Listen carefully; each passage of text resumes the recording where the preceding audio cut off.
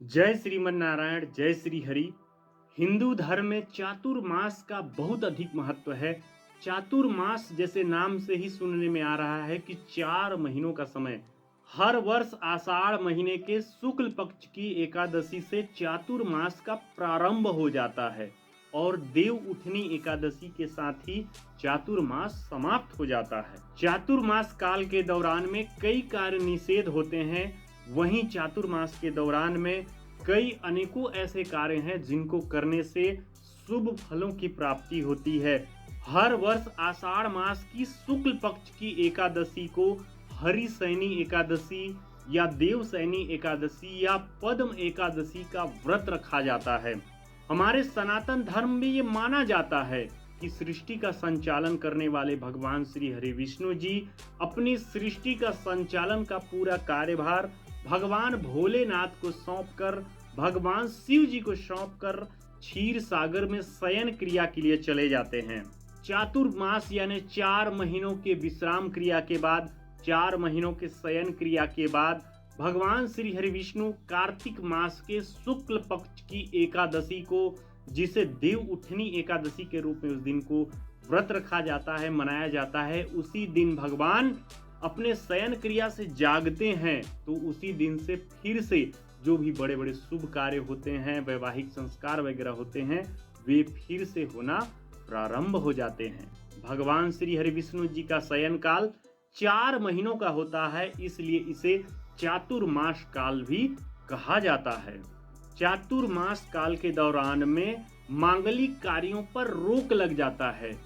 वहीं इस चातुर्मास काल के दौरान में धर्म, कर्म और दान पुण्य को उच्च श्रेणी बताया गया है।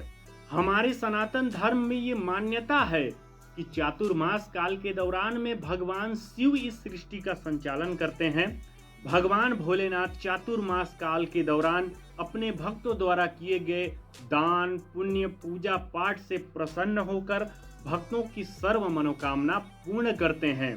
वहीं चातुर्मास काल के दौरान बहुत सारे कार्यों को करने की मनाही होती है। चातुर्मास काल के दौरान में खान पान पर बहुत अधिक ध्यान दिया जाता है। हमारे धर्म ग्रंथों के आधार पर इन 4 महीनों में साग, सब्जियां, दूध, दही व दाल का खाना वर्जित माना गया है। इसके अलावा इन 4 महीनों में तामसिक भोजन जितने प्रकार की भी होते हैं, मांस, मदिरा का सेवन, तामसिक भोजन का सेवन करने पर मना किया गया है। कांस के बर्तन पर भी हमारे धर्म ग्रंथों में भोजन करने पर मना ही किया गया है। साथ ही शरीर पर तेल लगाने से मना किया गया है। धर्म ग्रंथों के आधार पर पलंग पर भी सोने से मना किया गया है।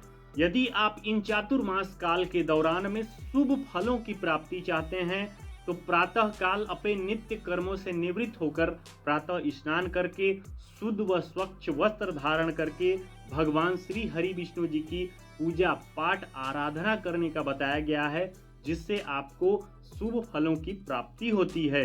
विष्णु सहस्त्र नाम का जाप, विष्णु सहस्त्र नाम का पाठ विशेष फलदायी बताया गया है।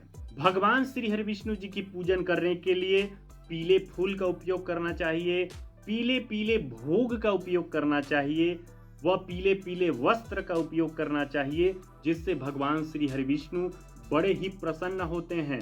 चातुर्मास काल के दौरान में दान पुण्य करना विशेष फलदायी बताया गया है। तो आप भी चातुर्मास काल के दौरान में इन नियमों का पालन कर भगवान श्री हरि विष्णु जी को प्रसन्न कर अपने जीवन को धन्य बना सकते हैं। जय श्री हरि, जय श्रीमन नारायण।